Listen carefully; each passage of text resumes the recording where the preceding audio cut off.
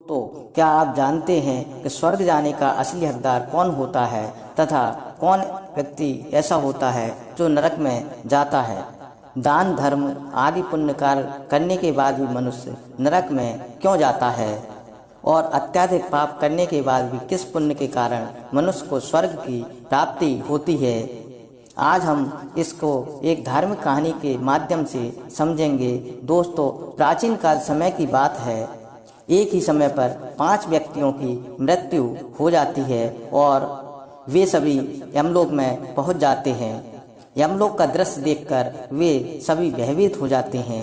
विशालकाय यमराज स्वर्ण से बने सिंहासन पर विराजमान होते हैं। उनके पास ही चित्रगुप्त जी बैठे हुए हैं, जिनके पास सभी प्राणियों का लेखा जोखा रखा हुआ है। यम के दूत प्राणियों को आगे धकेल रहे हैं। कुछ मनुष्य जोर जोर से विलाप कर रहे होते हैं तो कुछ मनुष्य प्रसन्न होकर आगे चल रहे होते हैं। स्वर्ग के द्वार से सुंदर प्रकाश दिखाई पड़ रहा होता है तो वहीं पर नरक के द्वार से धधकती हुई अग्नि की ज्वालाएं दिखाई पड़ रही होती हैं। इस भयानक दृश्य को देखकर वे पांचों एक दूसरे से बातें करने लगते हैं और अपने अपने पाप के विषय में चर्चा करने लगते हैं। उन 5 में से 4 लोगों ने अपने जीवन में बहुत पाप कर्म किए होते हैं और अब उन सभी को जान पड़ता है कि वे चारों ही नरक में जाने वाले हैं। उन चारों में एक चोर होता है, दूसरी वेश्या होती है, तीसरा विद्वान पंडित होता है तथा चौथा एक राजा का सैनिक होता है एवं 5वां एक धनवान किसान होता है। वे पांचों अपने अपने कर्म फलों को भुगतने के लिए तैयार होते हैं। एक एक करके सभी पापी और पुण्य आत्माएं आगे चल रही होती हैं। वे चारों एक दूसरे के पाप कर्मों के बारे में बताने लगते हैं। पहले चोर कहता है, भाई मैं तो पक्का नरक में ही जाऊंगा। मैंने दूसरे लोगों के यहाँ चोरी की है, दूसरों का धन लूटा है तथा बहुत सारे पाप किए हैं, लेकिन मैंने ऐसा मजबूरी में किया था। चोरी करके मैं अपने परिवार का पेट पालता था क्योंकि मुझे कोई काम नहीं देता था। शायद विधाता ने मेरे भाग्य में यही लिखा था, इसीलिए मैं ही हम चारों में सबसे बड़ा पापी हूँ। इसीलिए मैं जानता हूँ कि मुझे इस पाप से मुक्ति नहीं मिलेगी। पता नहीं मेरा अगला जन्म किस पशु के रूप में होगा। यमराज मुझे कौन सा दंड देंगे? उसके बाद वेश्या बोलती है, भाई हम चारों में मैं ही सबसे बड़ी पापनी हूँ। मुझसे बड़ा पाप किसी ने नहीं किया होगा। जो स्त्री अनेक पुरुषों के साथ संबंध बनाती है उसे तो पक्का नरक में ही डाला जाता है, यही शास्त्र कहते हैं। इसीलिए मेरा भी नरक में जाना तय है। किंतु मैं यह कसम खाकर कहती हूँ, मैंने यह पाप जानबूझकर नहीं किए हैं। जब मैं छोटी उम्र की थी तभी एक दुष्ट व्यक्ति मुझे उठाकर ले गया था और जबरदस्ती मुझे वेश्या बना दिया।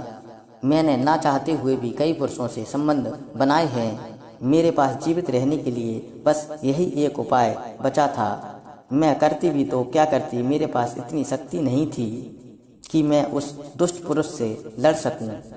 पता नहीं किस कर्म के कारण मुझे इस जन्म में वेश्या बनना पड़ा और न जाने आगे मुझे किस पशु के रूप में जन्म लेना पड़ेगा। मेरे पाप से यह जान पड़ता है कि मैं भी पक्का नरक में ही जाऊंगी। उसके बाद वह सैनिक बोलने लगता है कि भाई हम चारों में सबसे बड़ा पापी तो मैं ही हूँ। मैंने बहुत बड़े पाप किए हैं। मैं राजा का सिपाही था, इसीलिए मैं लोगों पर जोर जबरदस्ती करता था। मैंने न जाने कितने लोगों के प्राण लिए हैं, न जाने कितने मासूम लोगों को सताया है, न जाने कितने निर्दोष लोगों को मेरे हाथों से दंड मिला है। यमराज मुझे कभी क्षमा नहीं करेंगे और मैं निश्चित ही नरक में ही जाऊंगा। लेकिन मैंने यह सभी पाप जानबूझकर नहीं किए हैं। अपने प्राणों के भय से और अपने परिवार के पालन पोषण के लिए मुझे यह पाप करने पड़े हैं। हमारा राजा जो कहता था उसका पालन हमें करना पड़ता था। राजा के विरुद्ध भला साधारण मनुष्य कैसे जा सकता है? यह सब पाप करते हुए मुझे अत्यंत दुख भी होता था और मैं जानता था कि यह सब पाप कर्म करने से मुझे नरक की ही प्राप्ति होगी। किंतु परिवार के मोहवश होकर मैंने यह कार्य किया है। लेकिन पाप तो पाप होता है, अब पश्चाताप करने का क्या फायदा? इसीलिए मेरा नरक में जाना तो तय है। उसके बाद वह विद्वान पंडित बोलता है, भाई हम चारों में से सबसे बड़ा पापी तो मैं हूँ। तुम लोगों ने जो पाप किए हैं वो जाने अनजाने में किए हैं, या किसी ने तुमसे जबरदस्ती करवाए हैं, या मजबूरी में किए हैं। किंतु मैं तो विद्वान था, मैं सब सत्य और असत्य जानता था, मुझे सच और झूठ का ज्ञान था, लेकिन फिर भी मैंने धन के लोभवश यह पाप किए हैं। शास्त्र कहते हैं जो सब कुछ जानकर भी पाप करता है वह निश्चित ही नरक में गिरता है। मैंने अपने ज्ञान का दुरुपयोग किया है। मैंने अपने ज्ञान का उपयोग लोगों की सहायता के लिए नहीं बल्कि धन को कमाने के लिए किया है। मेरे घर की परिस्थिति अत्यंत गरीब थी। मेरे पिता भिक्षा मांगकर गुजारा किया करते थे, लेकिन मैंने अपने घर की गरीबी को दूर करने के लिए धन लेकर ज्ञान देने की चेष्टा की है। शास्त्र कहते हैं जो विद्वान ब्राह्मण ज्ञान का दुरुपयोग करता है उसे निश्चित ही नरक में जाना पड़ता है। मैंने लोगों को ज्ञान देने के बदले में उनसे धन लिया है, कभी किसी को मुफ्त में ज्ञान नहीं दिया। इसीलिए आप चारों में सबसे बड़ा पापी तो मैं ही हूँ और मुझे ही नरक में जाना पड़ेगा। उन चारों की बातें सुनकर वह धनी किसान हंस पड़ा। तुम चारों तो इतने बड़े पापी हो कि तुम चारों को तो नरक में जाना ही पड़ेगा। तुम लोगों ने घोर पाप किए हैं और इसीलिए यमराज तुम लोगों को कभी भी माफ नहीं करेंगे। यहाँ पर मौजूद सभी लोगों में मैं अकेला ही पुण्यवान हूँ। मैंने अपने जीवन में बहुत पूजा पाठ किया है, ब्राह्मणों को दान दक्षिणा दी है, मैंने मृत्यु से पूर्व गाय का दान भी किया है और मेरे सभी पुत्र पौत्र मेरी आत्मा की शांति के लिए बड़े बड़े कार्यक्रम आयोजित कर रहे हैं। वे मेरे लिए श्राद्ध तर्पण दान धर्म आदि सब कुछ कर रहे हैं। इसीलिए मैं सबसे अधिक पुण्यवान हूँ। मेरी 3 पत्नियाँ और 10 पुत्र हैं। इतने लोग मेरे मुक्ति के लिए उपाय कर रहे हैं और मैंने अपने जीवन में कभी कोई पाप नहीं किया है। और जाने अनजाने में यदि मुझसे कोई पाप हुए भी होंगे, मेरे पुत्रों द्वारा किए जा रहे श्राद्ध तर्पण से मेरे पाप नष्ट हो जाएंगे। मैं नित्य प्रतिदिन पूजा किया करता था, मंदिर जाता था, द्वार पर आए अतिथियों को भोजन कराता था। इसीलिए मुझे पूरा विश्वास है कि यमराज मुझे नरक में नहीं डालेंगे और मुझे मोक्ष की प्राप्ति निश्चित ही होगी। फिर वे पांचों धीरे धीरे आगे बढ़ने लगते हैं और फिर जब समय आता है तो उन पांचों के पाप और पुण्य कर्मों का लेखा जोखा किया जाता है। उनका मूल्यांकन करने के बाद सबसे पहले बारी आती है उस चोर की। उसके पाप कर्मों का लेखा जोखा देखने के बाद, मूल्यांकन करने के बाद यमराज उस चोर को स्वर्ग जाने के लिए आदेशित कर देते हैं। इस निर्णय को सुनकर के चोर आश्चर्य में पड़ जाता है और बड़ी ही प्रसन्नता से वह स्वर्ग के दरवाजे की ओर चला जाता है। दूसरी बारी आती है उस वेश्या की। चित्रगुप्त उस वेश्या के कर्मों का लेखा जोखा निकालते हैं और उसका मूल्यांकन करने के पश्चात यमराज उसे भी स्वर्ग में जाने के लिए कह देते हैं। इस विचित्र निर्णय को सुनकर वह वेश्या भी आश्चर्य में पड़ जाती है। उसे यमराज के निर्णय पर विश्वास नहीं होता है और वह बड़ी प्रसन्नता के साथ स्वर्ग के द्वार की ओर चली जाती है। फिर तीसरी बारी आती है उस सिपाही की।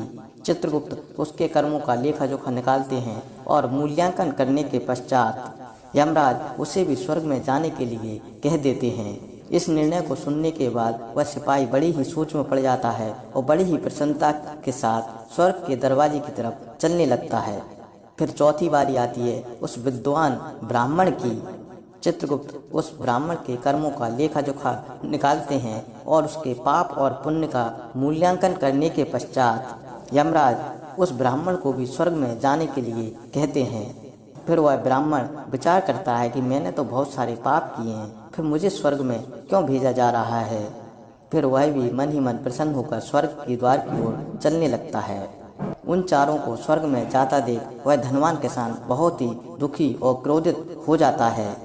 वह सोचने लगता है यह कैसा न्याय है, इन सभी पापियों को स्वर्ग में जाने का मौका मिल रहा है, फिर मैंने जो पुण्य के कार्य किए हैं उनका क्या। पापी और पुण्यवान एक ही जगह पर डाले जाएंगे तो पुण्य करने का फायदा क्या होता है। फिर उस धनवान किसान को यम के दूत जोर से धक्का दे देते हैं। अरे पापी, तू आगे चल, तुझे नरक में डाला जाएगा। यमराज तुझे कभी भी माफ नहीं करेंगे। यह सुनकर वह धनवान किसान बड़ा भयभीत हो जाता है और कहने लगता है, मैं तो स्वर्ग में ही जाऊंगा, मैंने तो कोई कभी पाप ही नहीं किया है। फिर वह धनवान किसान यमराज के सामने आकर खड़ा हो जाता है। चित्रगुप्त जी उसके कर्मों का लेखा जोखा निकालते हैं और उसके पाप और पुण्य के मूल्यांकन करने लगते हैं। उसके पाप का पल्ला भारी हो जाता है और यमराज कहते हैं, अरे दुष्ट, तूने तो बहुत सारे पाप किए हैं, तू तो नरक में जाने के योग्य ही है। इतना सुनते ही वह किसान थर थर कांपने लगता है और यमराज से कहने लगता है, हे धर्मराज, यह तो अन्याय है। मैंने तो जीवन में कोई भी पाप नहीं किया है, हमेशा पुण्य कार्य ही किए हैं, फिर आप मुझे नरक में क्यों डाल रहे हैं? और मुझसे पहले जो 4 लोग गए थे वे तो घोर पापी थे, उन्होंने बड़े बड़े पाप और अपराध किए हैं, उन्हें तो आपने स्वर्ग दे दिया और आप ऐसा अन्याय मेरे साथ क्यों कर रहे हैं? अगर ऐसा अन्याय आप करेंगे तो धरती पर कौन मनुष्य ऐसा होगा जो पुण्य के कार्य करेगा? फिर यमराज कहते हैं, अरे पापी, तूने जो पाप कर्म किए हैं वो तो उन 4 पापियों के सामने कुछ भी नहीं है। तेरे एक पाप के कारण तेरा सारा पुण्य फल नष्ट हो गया है। यदि तूने यह पाप नहीं किया होता तो तू स्वर्ग में जा सकता था, लेकिन तूने यह पाप जानबूझकर किया है, इसलिए तुझे नरक में ही डाला जाएगा। उस चोर ने तो मजबूरी में चोरी की है, कभी निर्दोष को सताया नहीं है, कभी उसने गरीब के घर में चोरी नहीं की है। उसके पुण्य कर्म पाप कर्मों से अधिक भारी हैं, इसीलिए वह स्वर्ग में गया। दूसरी जो वेश्या थी वह अपने मन से वेश्या नहीं थी, वह मजबूरी में वेश्या बनी थी।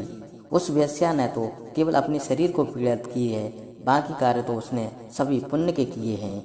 वह पशु पक्षियों को रोज दाना डालती थी, कभी किसी जानवर को नहीं सताती थी, इसीलिए उसका पुण्य पाप से बड़ा था। तीसरा वह सिपाही था जिसने राजा के आज्ञा का पालन किया था, किंतु उसने भी बहुत पुण्य के कार्य किए हैं।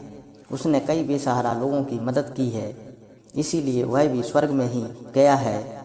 और चौथा वह विद्वान ब्राह्मण था, उसने अपने ज्ञान का दुरुपयोग अवश्य किया है, किंतु वह नित्य गाय की सेवा किया करता था, दान धर्म किया करता था, इसलिए उसके पुण्य भी पाप से अधिक हैं और वह भी स्वर्ग गया है।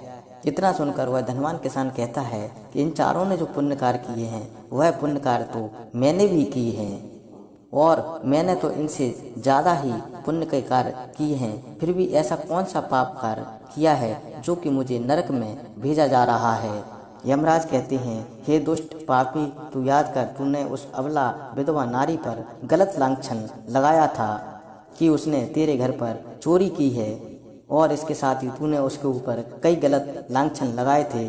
तूने उसे वेश्या कह करके उसके चरित्र का हनन किया है और राजा ने उसे सत्य समझकर उस अबला नारी को मृत्युदंड दे दिया।